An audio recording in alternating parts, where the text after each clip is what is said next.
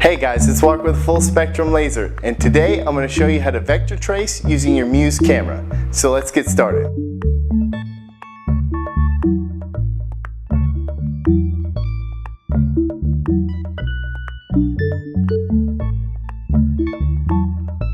First, we're going to choose and prep our material.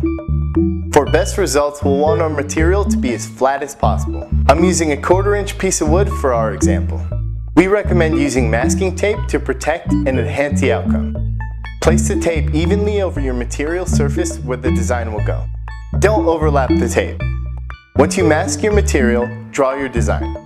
Make sure to use a thick black marker to make your design bold.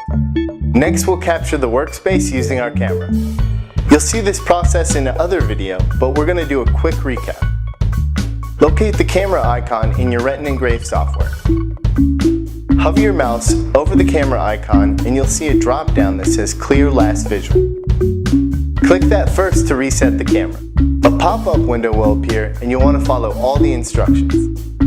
Now with the workbed photos, we can vectorize the image we drew. Click the Vectorize button in your Retina Engrave software. This will bring up a submenu. Using your mouse, simply click, drag, and select the portion of the drawing that you want to trace.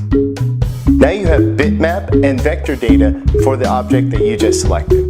They should appear in the Object Manager box. Delete the data not needed. If you're just cutting and marking, delete the raster data. If you're just engraving, then delete the vector data. And now you're going to select your speed and power settings as usual. Your job is now ready to run. Click Start to run your job and watch the magic.